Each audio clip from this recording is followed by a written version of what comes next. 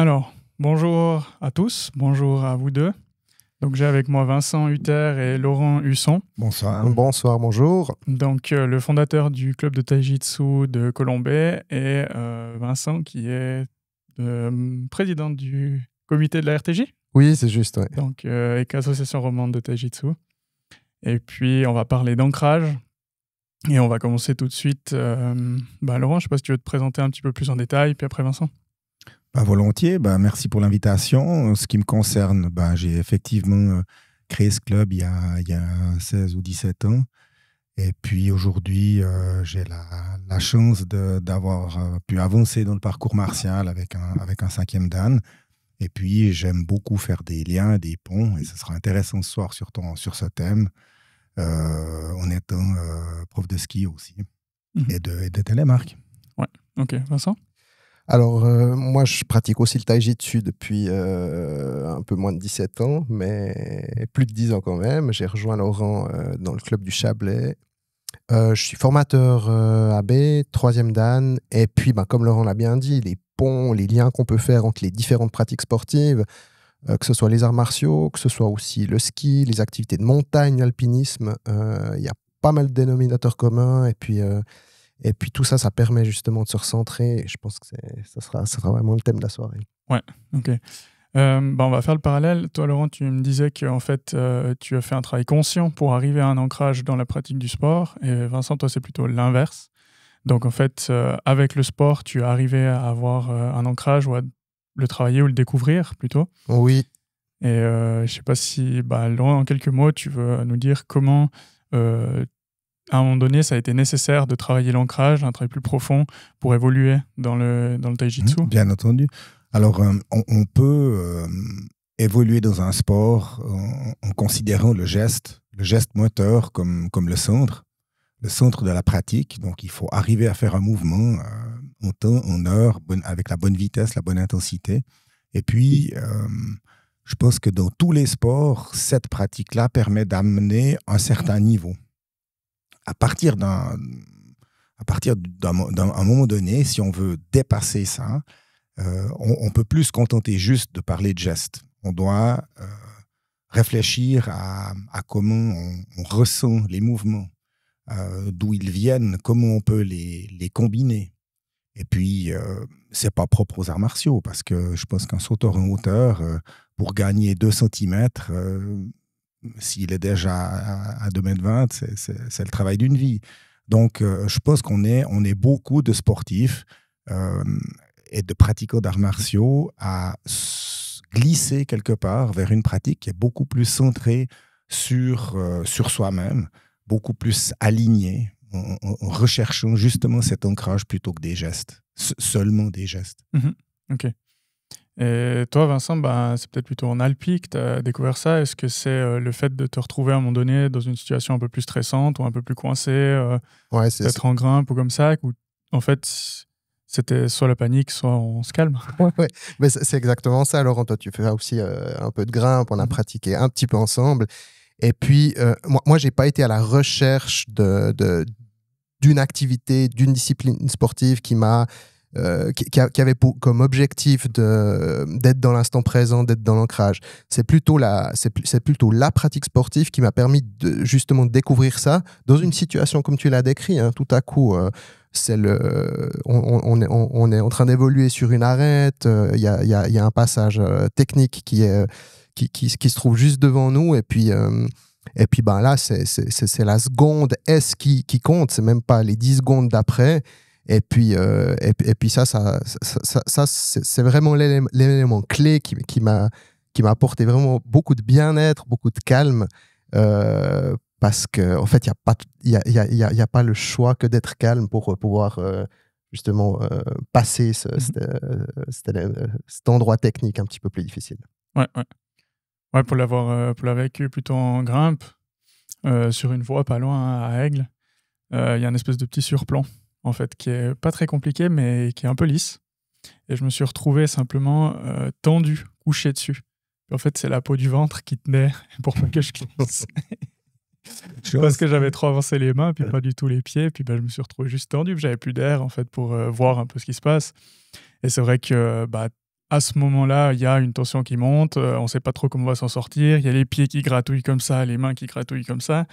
Et puis, en fait, c'est en se calmant, en serrant les abdos, puis en se disant, OK, bon, on va reprendre de l'air, prendre de l'espace avec la paroi, puis ça va passer. Puis en fait, c'était pas un endroit difficile, c'était juste que tout seul, je me suis mis dans une situation difficile.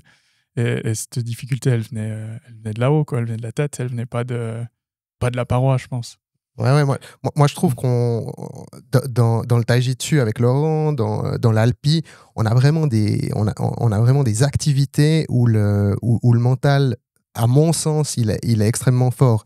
Et puis il peut facilement nous fragiliser à certains moments, exactement comme tu le décris, ou bien au contraire, tout à coup on arrive à reprendre le dessus, ou à rester très fort mentalement, ou bien à vite pouvoir passer à la suite. Si on a un élément qui est advenu qu'on peut qualifier d'échec, un petit échec à un moment donné, ce travail mental, il est extrêmement fort, il permet de passer à la suite très facilement, et puis de retrouver cette concentration dont on a besoin. Puis, moi, je le retrouve vraiment dans ces deux pratiques-là. Ouais, je pense qu'on a beaucoup tendance dans nos sociétés à faire encore plus de la même chose. Dans l'exemple que tu cites, tu peux encore plus tirer sur les bras, encore plus piaffer avec les pieds.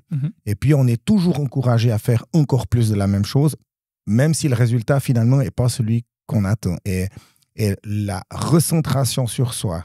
Alors, on pourra parler de la différence entre la recentration, l'ancrage, la proprioception. Il y a différents concepts. Mais le fait de pouvoir se reprendre sur soi, d'être dans le ici et maintenant, permet d'arrêter de faire encore plus de la même chose et de trouver la solution qui permet, dans les arts martiaux, le sport, de faire le geste moteur juste et approprié, et puis peut-être dans sa vie tous les jours, de pouvoir avoir la bonne attitude, prendre la bonne décision. Et ce qui est très intéressant, je pense, dans notre thème, c'est que si on ne parle que de gestes, il est difficilement transférable à la vie de tous les jours. Donc, donner un coup de poing dans un sac, si on ne parle que du mouvement du bras et du poing, qu'est-ce qu'on va bien en faire dans sa vie? En quoi est-ce que c'est un développement personnel? En quoi est-ce que c'est une pratique de santé, si ce n'est une activité physique? En revanche, quand on donne ce coup de poing avec l'ensemble du corps, qu'on part du principe que chaque cellule de son corps contribue à apporter son énergie sur le point qu'on va donner, à ce moment-là, on a une chance de pouvoir transférer ça à notre vie de tous les jours. Et c'est ça qui finalement est intéressant. Autrement, il suffit de faire de courir sur un tapis, ce qui est d'ailleurs très bien aussi, hein, mais c'est pas la même chose. Est-ce qu'on fait peut-être une petite parenthèse sur la partie santé, donc la partie de se recentrer? Comment est-ce que toi tu vois des bénéfices au quotidien? Est-ce que Vincent, tu vois des bénéfices sur le fait de se recentrer puis un peu de sortir du stress et du sympathique du quotidien? Et puis après on ira peut-être sur les petites nuances, différences entre ancrage, proprioception et tout ça. Ouais. Alors moi je commence volontiers. Moi c'est vrai que j'ai au début de cette démarche, comme je l'ai expliqué avant, j'ai exploré quelques pistes. Une des pistes, ça a été la méditation guidée. Et puis c'était une super porte d'entrée. Je la pratique encore de temps en temps quand il y a des semaines de stress, quand c'est un petit peu plus difficile de trouver le sommeil. Donc ça, au niveau du bien-être, le bénéfice, il est réel. Et puis, il est quasi immédiat parce que voilà, je sens que je me fais 1 ou 2 nuits un petit peu plus agitées avec un sommeil moins réparateur. Je dis, ah ben ouais, je prends mon petit truc, je me fais une séance de méditation guidée. La semaine d'après, le jour d'après, je passe déjà une meilleure nuit. Et puis, ben voilà, le bien-être, il est immédiat, quoi. Ouais, ok. Et toi, Laurent? Ouais, moi je pense qu'il y a des bénéfices santé énormes à être plus conscient de soi-même. D'abord, on vit aujourd'hui dans nos souvenirs ou bien dans le futur. Hein. Généralement, le passé, c'est un peu les regrets. Et puis le futur, c'est les angoisses. Et puis finalement, on a énormément de peine à vivre ici et maintenant, l'instant présent. Et ça, c'est le parallèle avec le combat. Un combat, le coup de pied circulaire qu'on va prendre dans la jambe, c'est maintenant, c'est pas avant, et puis après on verra. Hein, c'est la non-pensée, comme on le voit dans le dernier samouraï, où le samouraï japonais apprend à l'occidental à se battre au sabre et lui dit arrête, non-pensée. Donc, je pense que de se recentrer ici et maintenant sur le plan de la santé psychosociale, c'est quelque chose d'extrêmement important. C'est la réalité de notre vie, elle n'est que maintenant. Et l'ancrage sur soi, la méditation pleine conscience, sont des outils parmi d'autres qui nous permettent d'être ici et maintenant. Ok. Et parmi les outils, est-ce que tu as eu travaillé comme ça peut se faire en méditation ou méthode associée, ou par exemple on va plutôt en extérieur, mais ça peut aussi se faire à l'intérieur, où on va s'imaginer en fait s'ancrer dans le sol, où on va s'imaginer des racines avec une connexion peut-être avec le ciel, ou comme ça, où c'est des techniques qui sont très internes, très psychologiques. Est-ce que tu as déjà travaillé ça, ou est-ce que c'est trop ésotérique ou... Il n'y a absolument rien d'ésotérique là-dedans. Hein. Et je crois que l'imagerie médicale aujourd'hui a démontré l'efficacité des techniques internes. Il y a des arts martiaux très internes. Hein. Par exemple, le tai chi et tous les arts martiaux de cette famille sont très internes. Sont beaucoup dans l'ancrage, dans la conscience du mouvement, dans la conscience des parties de son corps. Et puis, il a été démontré que ce n'était pas juste une invention ou bien des histoires de gourous. Donc, je pense que là, on a énormément à apprendre de notre côté. Donc, pour répondre directement à ta question, oui, moi, je pratique ça et je l'introduis de plus en plus dans le taijitsu, qui est un art martial un peu à mi-chemin entre des choses très externes, de combat et de self-défense, et puis interne. Ok. Moi, je pourrais même ajouter le côté de visualisation. Hein, quand on voit un skieur de Coupe du Monde qui est dans juste avant le portillon de départ, qui visualise son tracé, sur lequel il s'est entraîné, j'en sais rien, 10, 20 fois les 4 jours précédents. Ça, c'est aussi un élément super pour être prêt, pour être serein à l'instant T. Et puis au taijitsu, on le pratique. Quand tu vas t'imaginer dans une situation, si tu as une approche un petit peu plus self-défense de la pratique du taijitsu, cette visualisation, ça va justement t'apporter de la sérénité. Et puis, je reviens sur le parallèle de la pratique de la montagne de manière un petit peu plus large. Rien que le fait de préparer une course, de préparer une sortie, même si ça peut être quelque chose que j'ai pas encore fait, on regarde la carte, on sait que là, tu lis le topo, il y aura un passage clé. Ça, c'est déjà de la visualisation. Et puis quand on va se retrouver dans cette situation réelle en montagne, en self-défense, s'il y a besoin, eh ben on est tout simplement beaucoup plus prêt à ce moment-là, quoi. Ouais. Oui, il y avait des tests qui ont été faits où il y a des sportifs qui entraînaient des mouvements de force, qui ont été mesurés en labo, où en fait, ils faisaient que de la visualisation. Et puis, il y en a d'autres qui entraînaient le mouvement. Et pour certains, en fait, ceux qui avaient visualisé avaient plus de puissance que ceux qui avaient entraîné physiquement les mouvements. Ça peut être sur de la pure force, sur les jambes, ce genre de choses. Je ne sais pas si vous avez vu un peu ces tests. Oui, tout à fait. Alors pour nous c'est des choses qui sont, je pense, un peu différentes. Il y a deux aspects. La première chose, dans les arts martiaux, il y a la maîtrise de l'émotion. C'est notamment un des thèmes, justement, de nos examens de 5e Dan.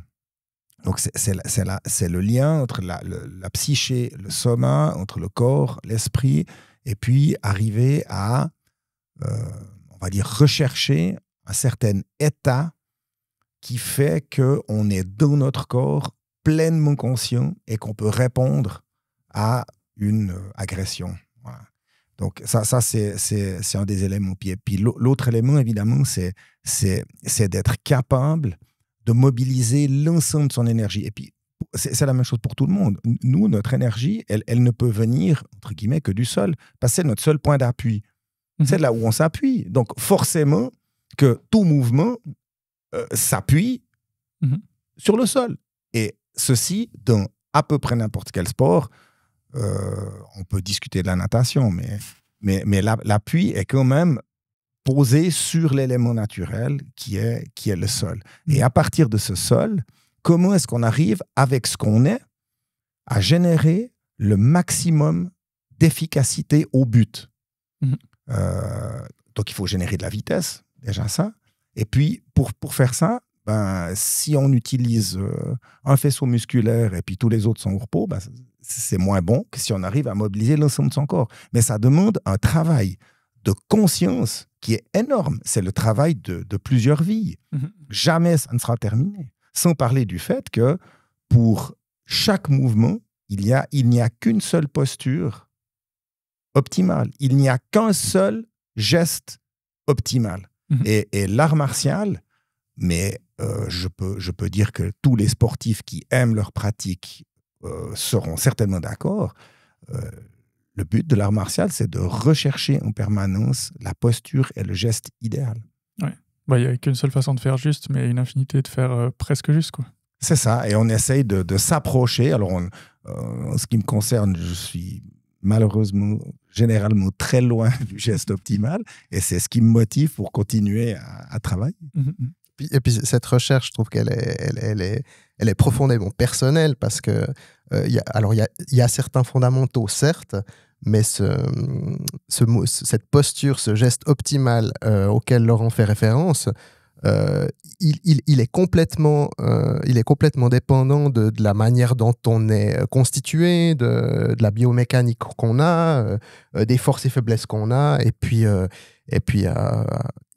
il est très individuel, donc il y a pas de vérité absolue là non plus. Et c'est ça qui est intéressant dans notre thème de l'ancrage par rapport au taijitsu, c'est que nous, on ne prône pas le même geste pour tout le monde.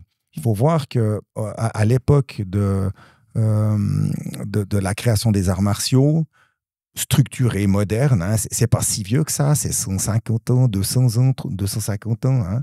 On n'avait pas de podcast pour expliquer comment il fallait faire, on n'avait pas de vidéo, etc. On faisait des katas. Et le kata, c'est la répétition du geste exact qui était reporté. Donc, ça veut dire qu'il y a toute une culture où on va essayer de faire le geste comme le maître le faisait.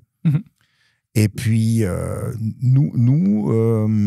c'est une méthode d'entraînement qui est très efficace, hein, puis qui a donné quand même, depuis des centaines d'années, des résultats extraordinaires.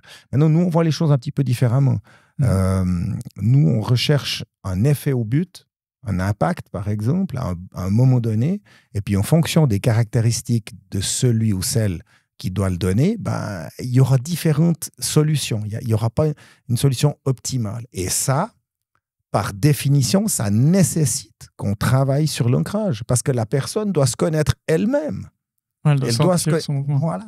Et on doit ressentir, nous, comme formateurs, comment elle se ressent pour la conseiller sur le geste juste.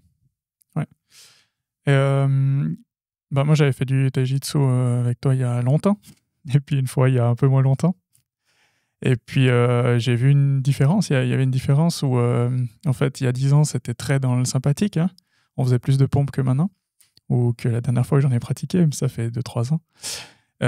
Comment est-ce qu'il y a une façon où vous essayez, en tant que formateur, de jongler entre ce sympathique, ce parasympathique, pour que les gens qui ne sont pas encore dans ce travail interne et tout ça, puis qui sont un peu plus superficiels ou sur le mouvement, uniquement le mouvement à l'européenne, pour qu'ils s'y retrouvent aussi, puis qu'ils n'aient pas l'impression de tout de suite se retrouver dans quelque chose de très psychologique?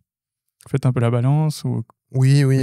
Alors, on va dire le travail personnel, moi, m'a fait comprendre ce genre de choses. Chacun travaille à son niveau, si possible un tout petit peu au-dessus de son niveau.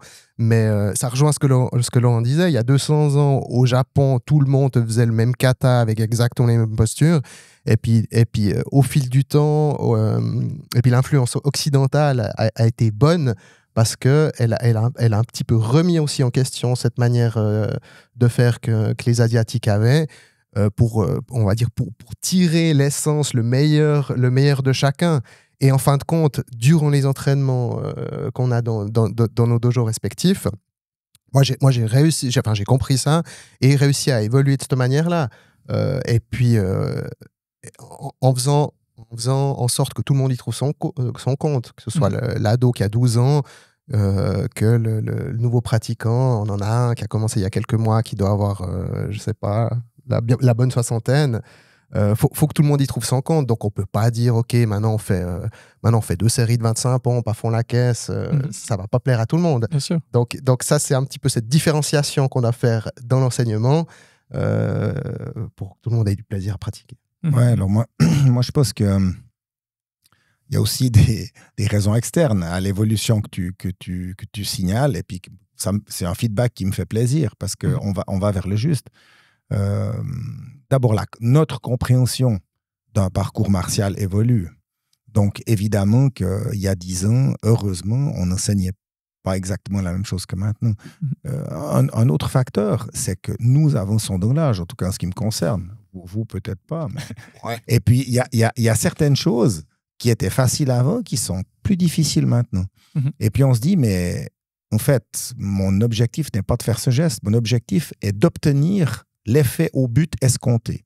Alors, maintenant que peut-être le facteur souplesse ou le facteur explosivité en particulier avec l'âge devient de plus en plus difficile, comment est-ce que je peux avoir le même impact comme avant, voire même plus, mais en étant moins explosif?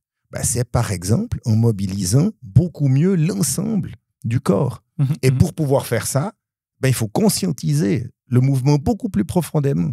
Donc, ça amène vers ceci. Maintenant, il y a un autre aspect par rapport aux pompes. On a été beaucoup influencé aussi par ce qu'on voit à l'extérieur et puis on prend de plus en plus notre indépendance. Moi, je pense que nous, comme formateurs dans notre association, on ne propose plus un exercice ou un travail dont on ne peut pas décrire clairement et en détail le sens martial. Alors, les pompes, si on veut travailler l'explosivité dans un mouvement qui ressemblerait à une frappe et qui permet de renforcer le haut du corps sur les muscles externes, et puis qu'on peut le dire, les pompes, c'est très bien. Mais si c'est faire des pompes parce que les autres le font, ou parce qu'on est meilleur que les autres pour se montrer, ou bien je ne sais pas quoi, ça n'a aucun sens. Ça n'a aucun sens. Et c'est l'inverse, justement, de l'ancrage. Ouais. OK.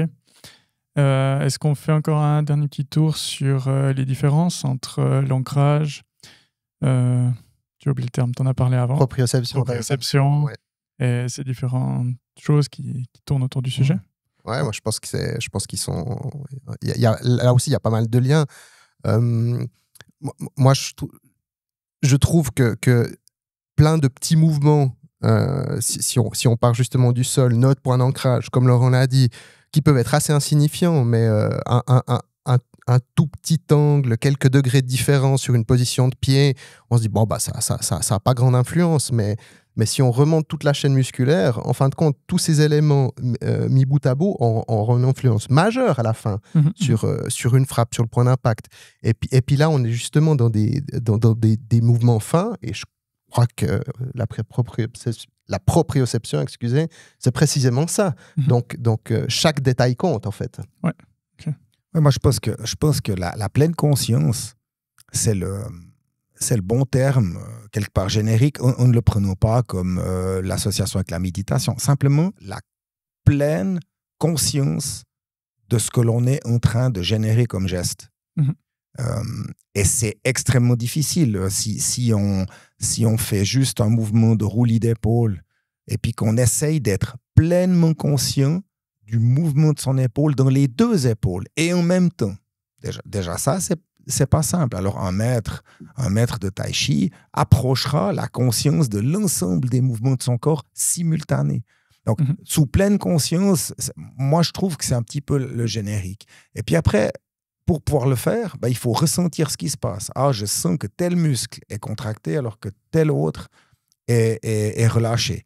Ça, c'est la proprioception, la capacité de ressentir ce qui se passe, on va dire, à l'intérieur de notre corps. Et c'est nécessaire pour cette pleine conscience. Puis l'ancrage, pour moi, c'est quelque chose qui est plutôt de l'ordre psychique, de l'ordre de la pensée, de la concentration.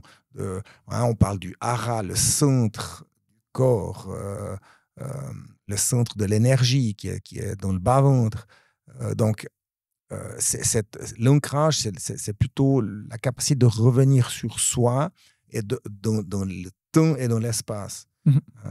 Donc, en fait, c'est des éléments qui sont nécessaires. Un résumé, il faudrait être plutôt à l'intérieur de soi pour pouvoir produire un bon geste plutôt que d'être à l'extérieur. Donc, si on résume, on pourrait dire qu'il y a un peu la pleine conscience qui chapeaute, et puis la proprioception qui est la partie du mouvement, de ce qui se passe. C'est les capteurs. Et puis la partie de l'ancrage qui sera un peu plus une dimension énergétique et psychologique du mouvement.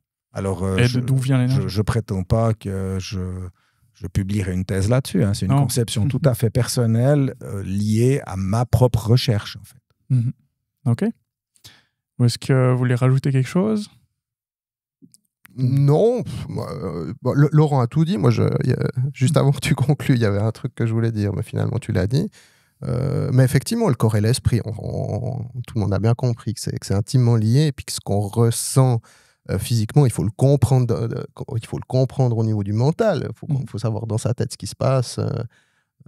Donc tout ça va de pair, en fait. Ouais, c'est un peu, comme tu disais au début, le moyen de passer des niveaux quand on a atteint un espèce de plafond.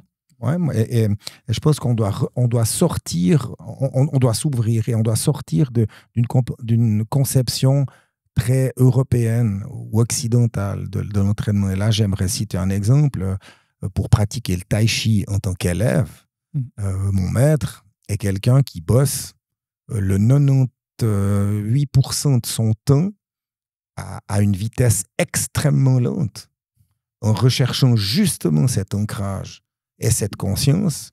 Et puis, quand on fait des petites phases de combat, pas en tai chi, mais on s'est rencontrés pour des partages de pratiques ailleurs, c'est probablement une des personnes les plus rapides et les plus explosives qui m'ait été donné de voir dans le monde des arts martiaux, alors qu'il n'entraîne pas directement cette vitesse.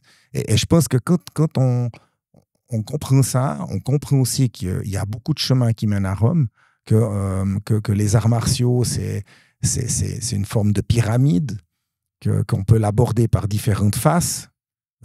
J'aime bien dire, il y a la face obscure qui est la face très, très externe, très fight, très combat, très corps à corps. La face lumineuse, c'est peut-être la face plus interne, plus justement dans notre thème de l'ancrage, mais que finalement, si on avait 1000 vies et qu'on était au sommet de la pyramide, on devrait maîtriser l'ensemble des faces.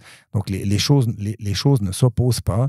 Et je pense que dans la pratique des arts martiaux, il faut être extrêmement humble et extrêmement ouvert par rapport à la pratique des autres, et puis avoir cette capacité de se...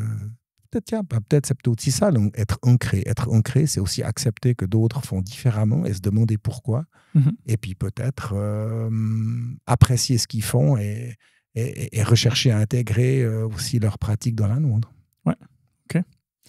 Un dernier petit mot sur le Taijitsu, la RTJ. Si je ne me trompe pas, il y a un entraînement le mercredi à B, en fin de journée. C'est ça.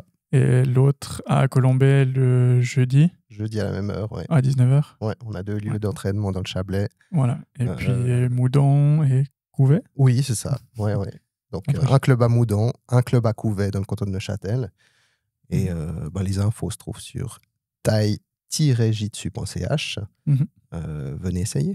Ouais. Oui, tout le monde est invité à essayer. C'est 1 mois d'essai. On est très cool parce que il faut savoir que dans notre conception, nous, on ne cherche pas la clientèle à tout prix. Nous, on veut des gens qui se trouvent bien chez nous et qui restent. Et puis nous, on veut être bien aussi avec eux. Donc, quand quelqu'un vient chez nous, il peut être à l'essai, en principe 1 mois, mais c'est arrivé que les gens restent plus longtemps jusqu'à ce qu'ils soient sûrs. Puis nous, on les met aussi à l'essai parce que dans notre club, on veut aussi avoir envie de bosser avec les nouveaux et pas seulement l'inverse. Mais tout le monde est vraiment bienvenu et c'est adapté à toutes les morphologies, à toutes les compétences sportives, à tous les âges. Puisque comme on l'a bien entendu dans cette dernière demi-heure, on essaye de s'adapter à chacun et à chacune. Yes, parfait. Merci à vous. Merci pour votre écoute. Merci Laurent. Merci Laurent, merci Vincent.